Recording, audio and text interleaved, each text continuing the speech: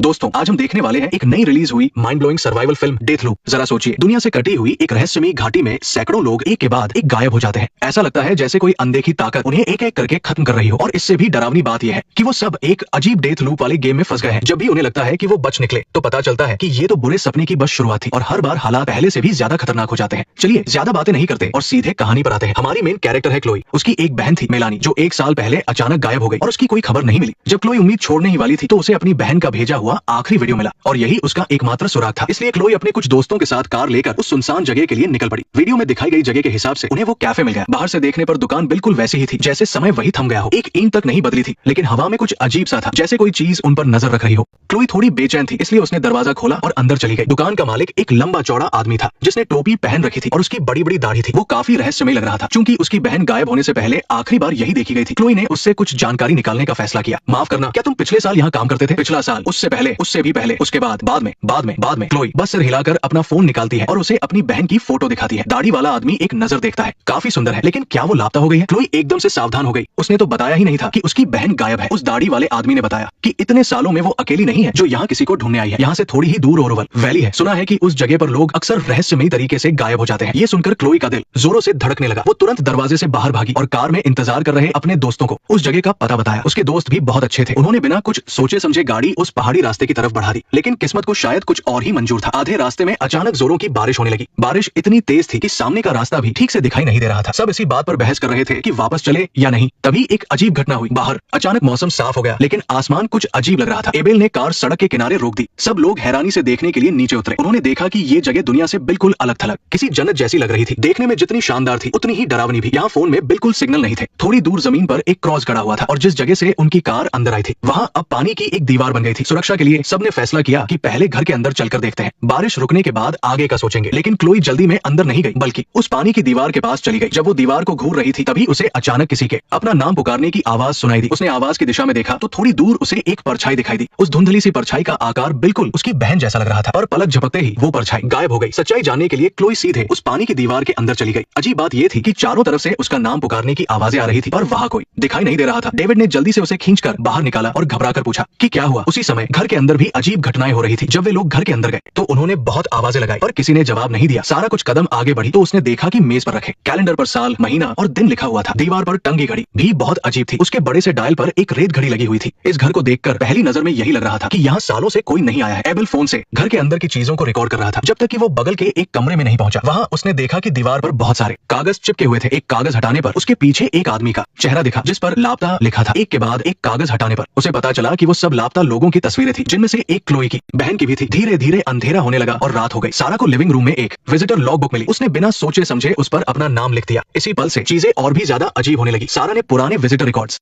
देखे। हर पन्ने पर बार बार वही विजिटर्स के नाम लिखे थे। ये नाम ऊपर से नीचे की तरफ लिखे थे और साफ दिख रहा था कि लिखावट धीरे धीरे खराब होती जा रही थी। तभी एबेल लिविंग रूम में आया और दोनों लड़कियों को उस कमरे में बुलाया। दीवार पर लगी तस्वीरों पर सिर्फ लापता क्यों लिखा था, कोई और जानकारी क्यों नहीं थी? आखिर ये सब क्या हो रहा था? उसी समय क्लोई भी घर के अंदर वापस आ गई। उसने उस अजीब विजिटर लॉग बुक को देखा। उस जगह का नाम ओरुवल वैली था, मतलब दाढ़ी वाले आदमी ने जिस जगह के बारे में बताया था वो यही थी। क्लोई ने तुरंत कहा कि शायद यही वो जगह है जहाँ उसकी बहन गायब हुई थी, और मैंने अभी अभी बारिश में अपनी बहन की आवाज भी सुनी थी। भले ही मैं उसे ढूंढ नहीं पाई, पर मुझे यकीन है कि वो मेरी बहन ही थी। तभी सारा ने देखा कि दीवार पर लगी रेत घड़ी चलने लगी है और बाहर से अचानक अजीब आवाजें आने लगी। सब देखने के लिए खिड़की के पास गए। तब उन्हें पता चला कि उनकी कार वहाँ नहीं थी। एबेल तुरंत बाहर भागा और देखा कि पता नहीं कौन उसकी कार ले गया था और बारिश में बार बार एक्सेलरेटर दबा रहा था। ये देखकर सब लोग डर के मारे वापस घर के अंदर भाग गए। वे सोचने लगे कि शायद घर में बाहर संपर्क करने के लिए कोई फोन हो।